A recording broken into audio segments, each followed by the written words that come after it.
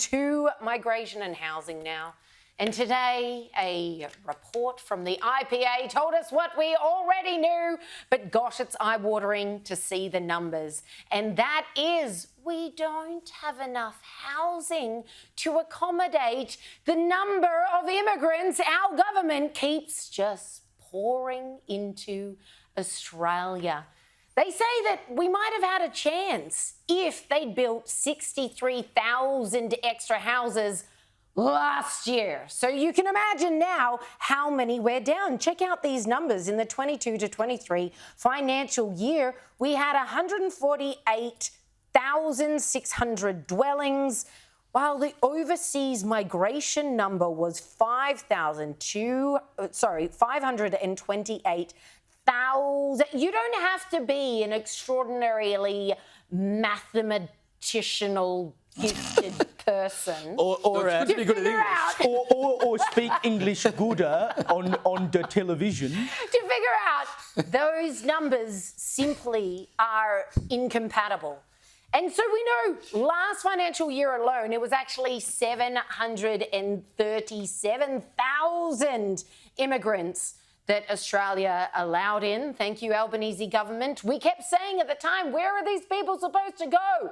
And then it was only last month that we were discussing that the numbers for January, it was over 120,000 immigrants in the month of January alone. So you know they're only continuing to step it up. This just seems like a crisis that is completely out of hand now. When you talk about also the 70,000 illegals that are here in Australia, 70,000, that's something we don't talk about half enough. Why are they here? Why are they allowed to stay here? They're not here legally.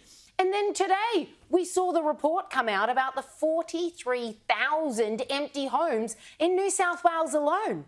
Are they foreign owned? Why are they empty? Why isn't something being done about that? Why have we got this massive shortage? People are going without, can't rent, can't buy, and you've got 43,000 homes sitting empty in one state. Well, clearly the housing crisis is a crisis of the government's own making. Oh, Caleb and Liz, we all know there's no crisis the Queensland government can't make even worse. To solve the housing crisis, they've been buying up hotels, nursery homes, etc., etc. But it's just come to light today that a hotel purchased by the Queensland taxpayers for $34 million, this is the Park Hotel at Spring Hill, the government bought it for $34 million to house homeless people, but 3 months earlier it was valued at $25.4 million. So they paid $8.6 million above market price. That's great for the taxpayer. Well, it's funny housing crisis solved. It's funny when you're coming into an election year that you'd be desperate to get all those tent cities off the banks of the Brisbane River and get them into some hotels that you've paid a shed load of money for. Note to self, go and buy some hotels and sell them to the Queensland government.